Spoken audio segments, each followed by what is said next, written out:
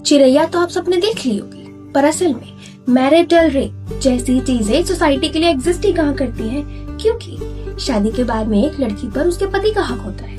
हक होता है उसके शरीर पर और उसकी इच्छाओं पर भी। फिर तो उस लड़की की ना को भी हाँ ही समझा जाता है, उसके साथ की हर जबरदस्ती को सही समझा जाता है। और इस समाज को ये सब बातें बिल्कुल सही लगती है, क्योंकि अपने पति की इच्छाओं का ख्याल रखना एक पत्नी का धर्म होता है। पर यहाँ कोई नहीं समझता।